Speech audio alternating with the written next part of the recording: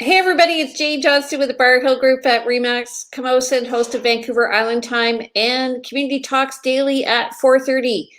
Today I'm here with Melanie Henson of Homestyle Solutions. Welcome.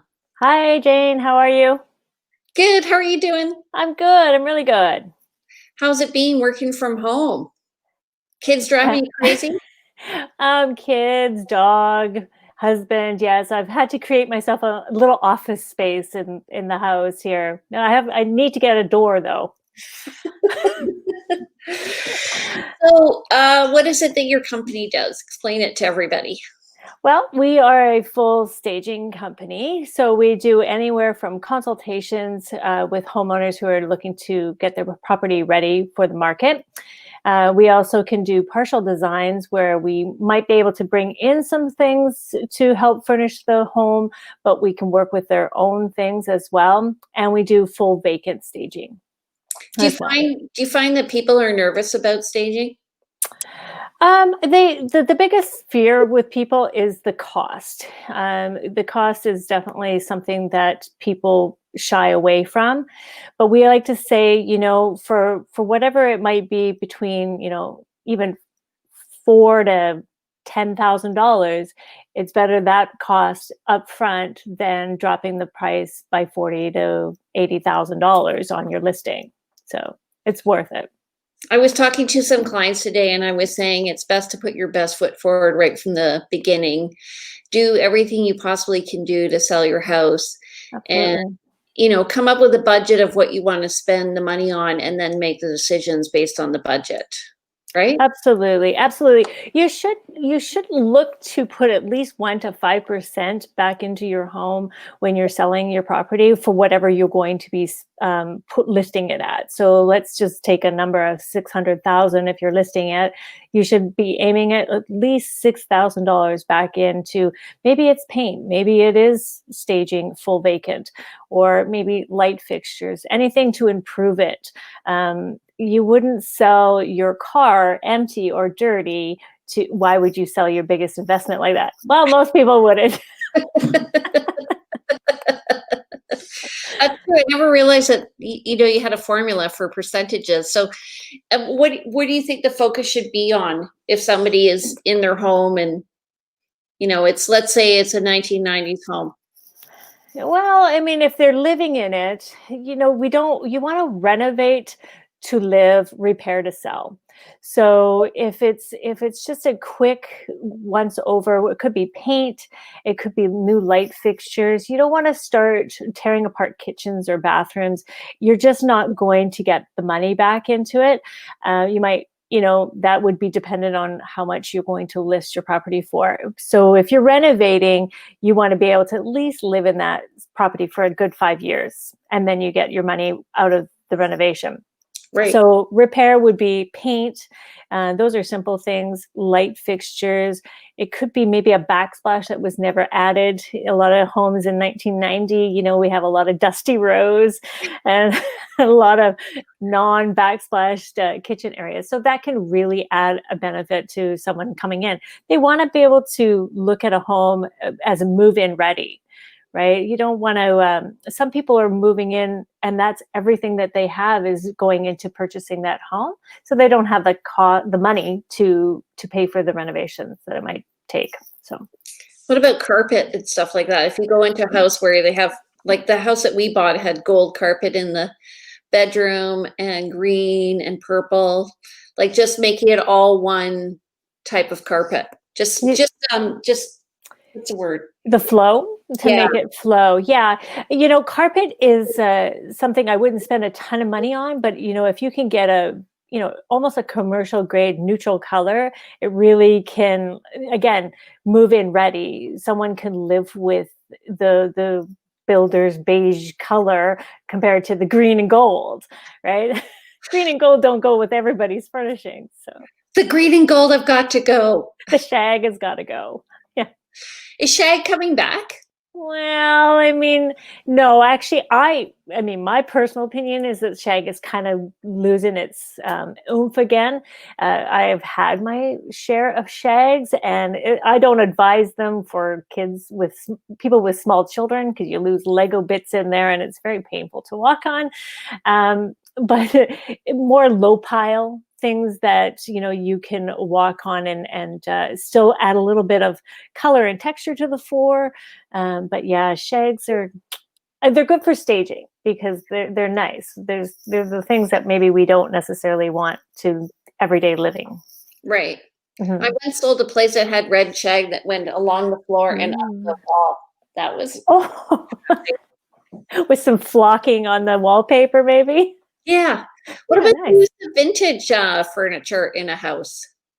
So, like, I went into a house the other day that had beautiful, like pristine 1960s, 70s furniture, mid-century. You know, that is quite something for people to see. Like a lot of people are into the mid-century. If it's done well, you can mix mid-century with modern and traditional pieces. I'm not about matchy matchy, so like my bed nightstands don't match my headboard, or my living room furniture does. My sofa doesn't match my love seat. It doesn't need to be matchy matchy. So I think some real key pieces are nice to have. Depending on the style of the home, some of these pieces can really work. Right. Okay, so I have got some pictures of some work that you've done. So let's see that. We're going to add it to the stream. Okay. And let me just pull it over here. Okay, so tell me what we're looking at here. So in this unit here, there was this little space in the bottom of the condo, and it was a student suite basically.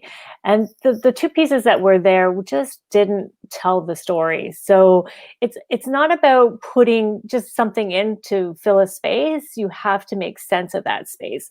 So if you go to our next slide, the after, we showed that we could put a desk in there, a sofa. It could be a sofa bed because it is a little bit of a suite, and just add some textures to it. The area rug is actually not a cowhide; it is a faux cowhide, but it just added a little bit of fun to the floor. It's eye popping when you walk into that suite. Are those places on Souk Road? Yeah, they are. Yeah. It's a great little unit at the bottom. It's got its own washer and dryer. It's a student suite, I would say. But you could put a sofa in there. A sofa That's bed, I amazing. mean, sorry. Yeah. But that's amazing. Little Good kitchenette. Yeah, thanks. job. Okay, look at the Okay. lighting. Love it. So in this unit, it's an old apartment style condo. And when I walked in, I knew right away that the heavy valance painted brown and the heavy the heavy drapery was just bringing the walls, closing them in, and it was making it, yeah, really low ceiling. So, and the light fixture, this is where the dining room is supposed to be. And it doesn't do anything. It's got no impact. So we made suggestions. So we suggested a new modern type of light fixture, took away the drapes, and also painted the valance to the same color as the walls. And then it just kind of blended in. So the valance just disappears basically. That's And amazing. So it looks like it's had a totally new paint job, but it hasn't. it hasn't. It's just the valance that got painted. The light fixture got taken out and replaced. And then they removed their pieces. And then we just added a few bits of staging. And plus you have the round table under the round light fixture up here, right? That's right. Round tables are really good in small spaces because then you don't have any hard angles and you can move freely around. You want people to move freely around. You don't want them bumping into things because then it feels like it's not big enough. Okay. All right. So this is a front entrance. And we always say you only get maybe 10 seconds to make a first impression. So a front entrance, when there's no wow factor, it really just goes flat when you walk into a space. So it's really important that we dress it up, especially if there's a little nook here for it. So on the next slide, we show that You have a whole area for a console table where you would throw your keys down or your phone, wherever it may be when you walk in. And it's just really welcoming. Having that fresh pop of color always is a nice setting when you walk into a space. Did you change the lighting in there? We didn't. We actually just turned the light on. And a lot of times what happens is that people don't turn lights on. And that is one of the things that we do say in our consultations is that when a realtor is coming to show your suite or your property, make sure that all the lights are on, even the bedroom lamps, because it just sets that tone. It sets that ambiance to the space. Dina Brown is saying, clap, clap, clap. And Danielle is saying, I love the before and after pics. Oh, nice. I love, Deanna is a great artist and I use a lot of her pieces. Is this her art? No, that one is not her art. And I'm not sure if in my slides I have any that are showcased here, but she's amazing artist. That looks like her stuff. That one, I'm not sure. I don't think that one is hers. Okay. Yeah. Deanna. I will point it out. I'll point it out, Deanna. Dina. Okay. So this unit is another unit at that Souk Road project. So what had happened here was they had put furniture in and called this a day. Basically, this is the staging that was in there, but it doesn't really give you that feeling of completeness. It doesn't. There's nothing flowing about it. It's very dark. It's heavy. It doesn't make a lot of sense. So we wanted to kind of lighten it up and make it more fun. It's a bit of a small space, but it looks much better on the next slide. The next slide. To me, is this something that the developer staged? Yes. Okay. So this is, unfortunately, is not as bright as I'd like it to be, the picture, but it really it just came to life, this piece. We added an area carpet. That one's a shag, actually. It's pretty. It's a white shag. I would recommend it with dogs or children. But when you're staging, you want to aspirationally live like this, right? Like we all want to think that we can have white carpet in our house. But this just created a more appealing atmosphere for potential buyers. Pop of beautiful art. We took the red out, added some greenery, added some, a beautiful seat off to the side. Really makes a difference. When you don't have a coffee table and you don't have an area rug, it's really hard for people to see, define a space. So that area rug creates that. It creates that living room space. The other way, the furniture is just floating. I was going to say, and again, you've kind of got the roundness happening here, which, in this picture is very rectangular. Everything's rectangular. Exactly. And everything's squared off. And, there's no extra lighting. There's no art. This one had a niche there, which, it just fit perfectly, this piece of art. We don't stage with televisions because, you got the fireplace that's already black and then the TV is black and it just doesn't showcase well. Okay. I mean, by all means, okay, so this one. I'm taking pictures of my kids' rooms. Yes, I must say my kids' room looked like this too. But in this room, this was the same unit as the dining room area. So the drapery and the valance were that dark, heavy brown. And then of course, you certainly don't want someone coming in and seeing your clothing all over the place. And, it's surprising that we have to actually ask people to make their bed and not everybody does. And this is the real challenge what you have when you have tenants in your suite. And this is what was happening here. So when we showed up, this is how it was, and this is how it was every day. So the tenant left and we were able to stage it for them. So one thing that I do when listing a property is I'll have a discussion with the tenant and say, listen, first of all, if you want to be a good tenant, you're going to help your landlord sell their place, and you're going to shorten the process considerably by presenting it well. And secondly, if you want it before, it would be if you want to stay, keep it nice, right? Exactly, exactly. It only benefits them to make it look beautiful because then, yeah, they'll get to stay.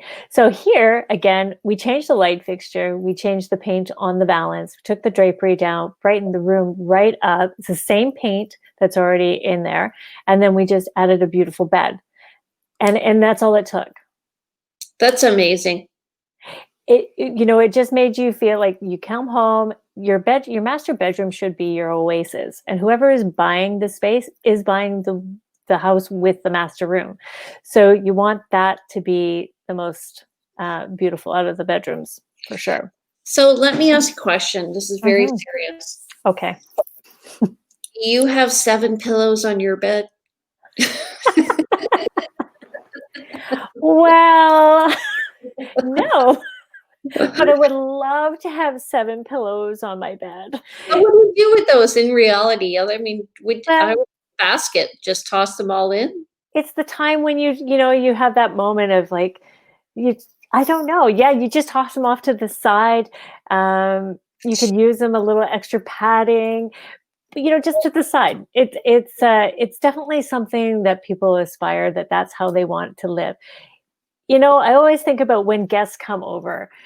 If you made your bed every day and it looked like this, how impressive would that be to see your bed made with 7 pillows?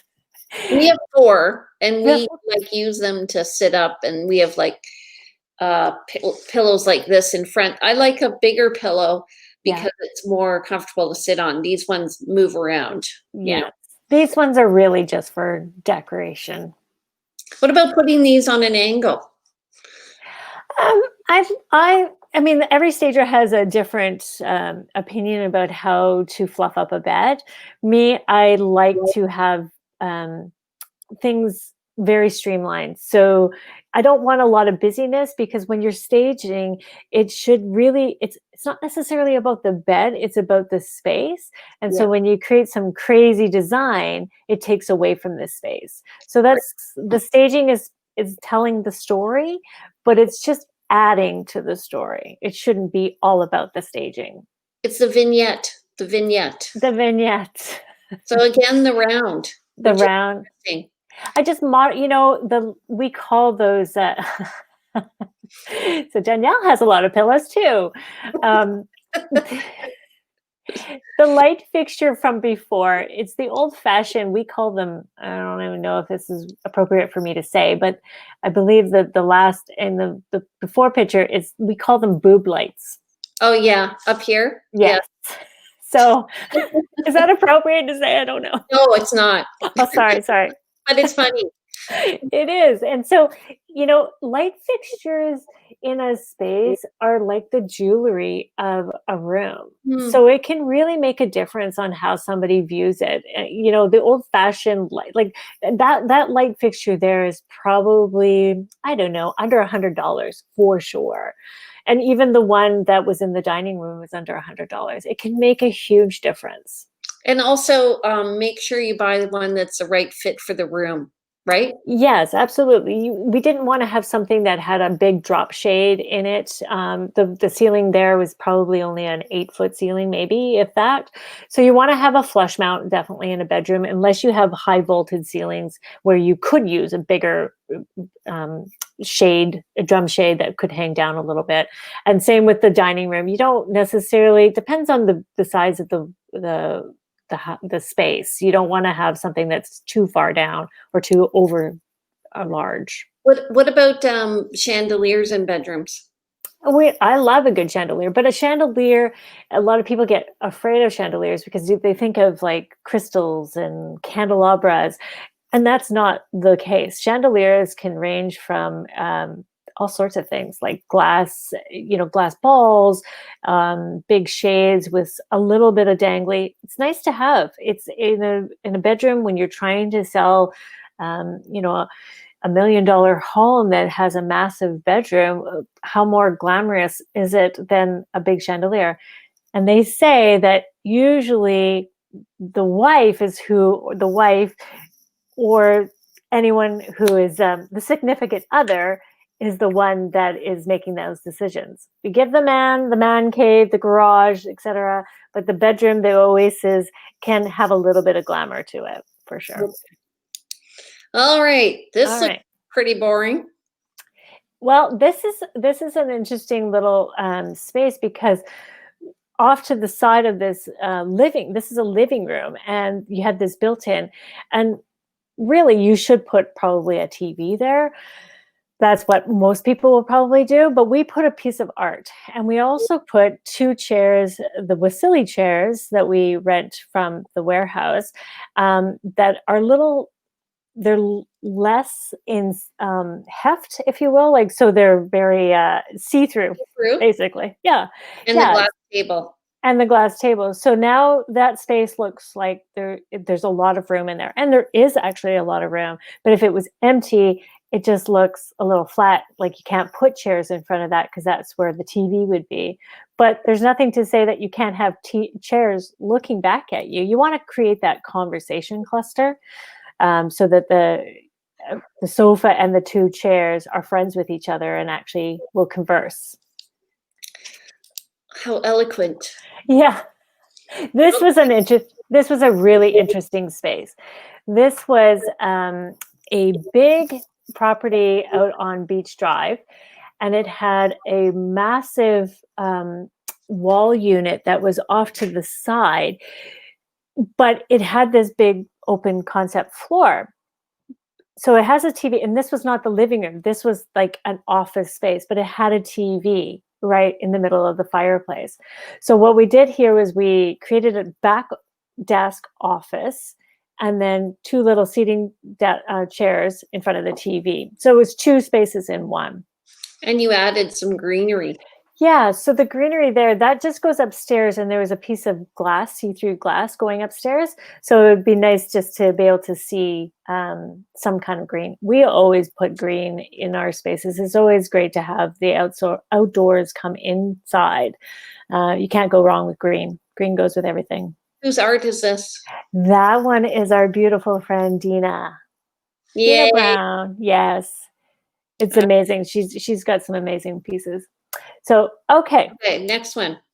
So this looks like a little closet, but this was in the space at Bowker Building, but built by Abstract, and it was just a little off the kitchen onto the master bedroom.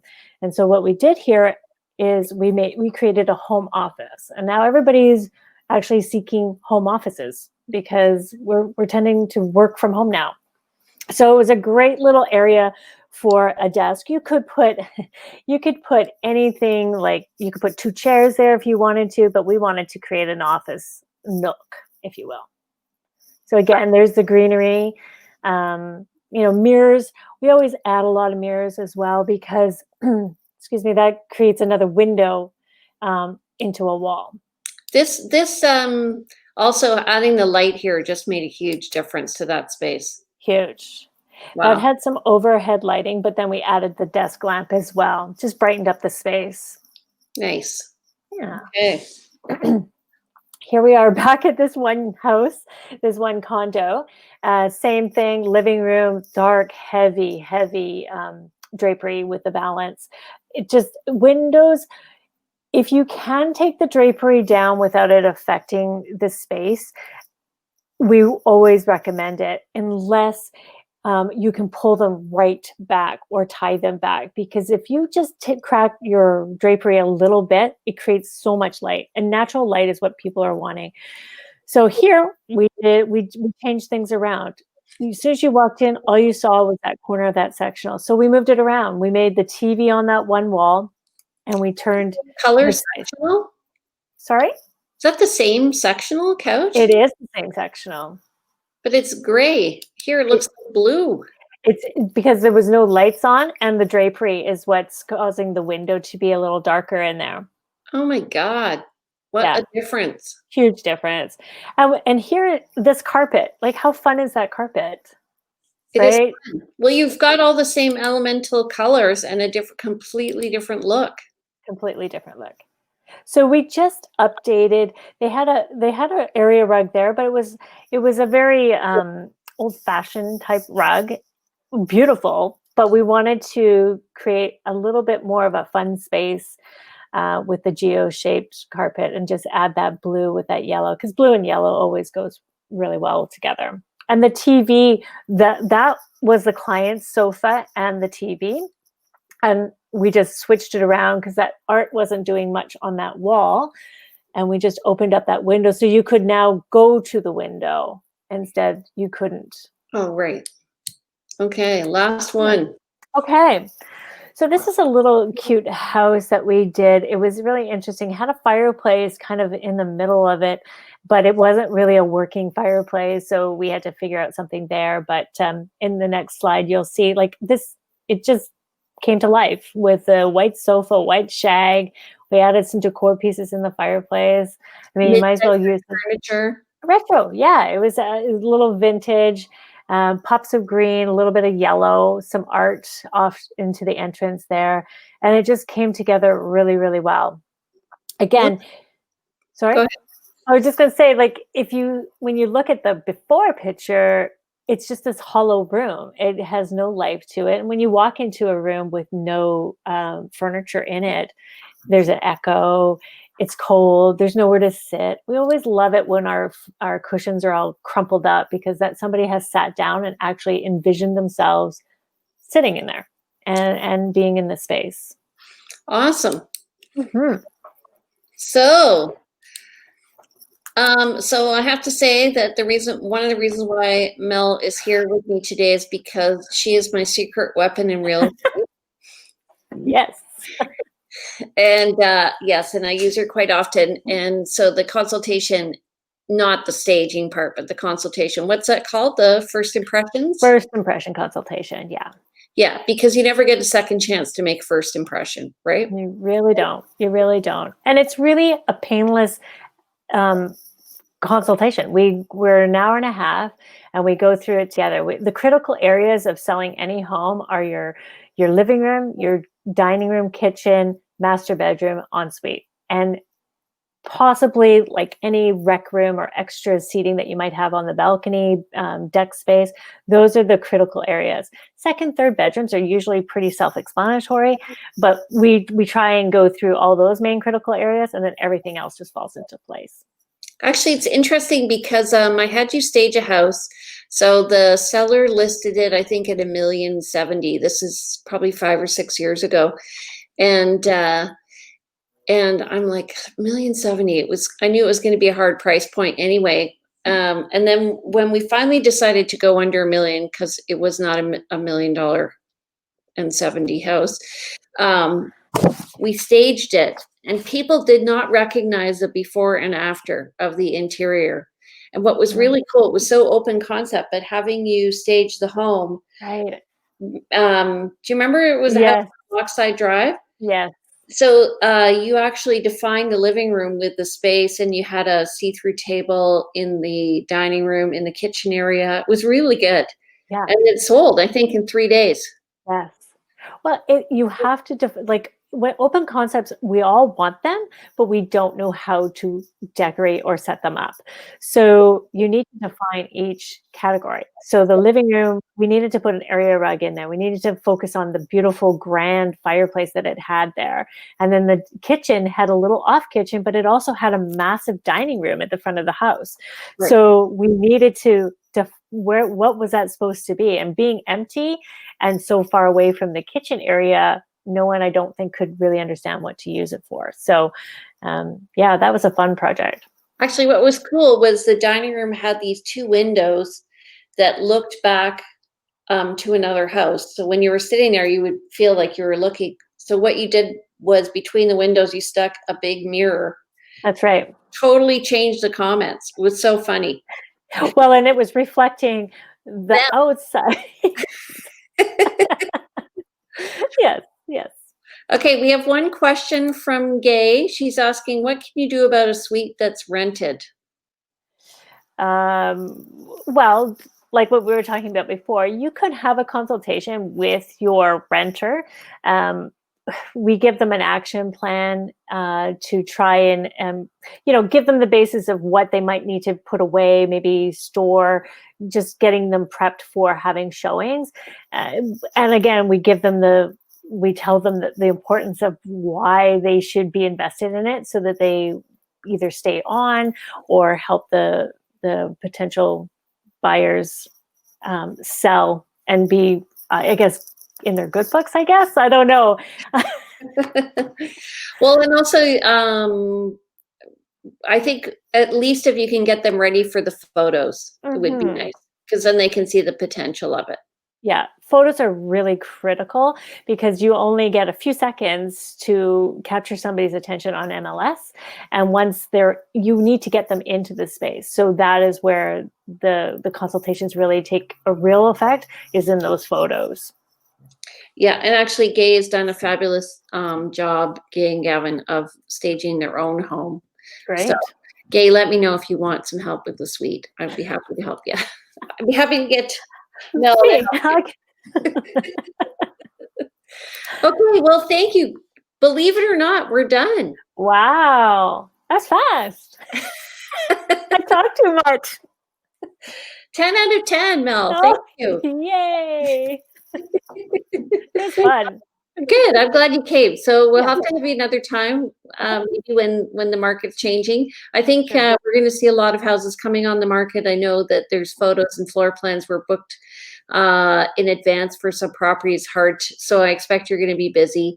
Yes. So if you guys, you're welcome, Gay. If you guys want any information, contact Mel, and her number is, hold on a second,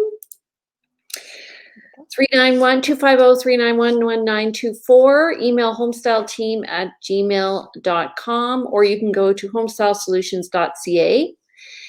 And if you want more information about what's going on in your house and your market, contact me. I'm Jane Johnston with the Briar Hill Group at Remax Camosun. Stay tuned for us daily this week. Tomorrow we're going to be talking with a financial divorce specialist, a mediator, and a lawyer about co-parenting during this time. And then on Wednesday, we're talking with Jen Lowe about mortgages, which is really, really crucial.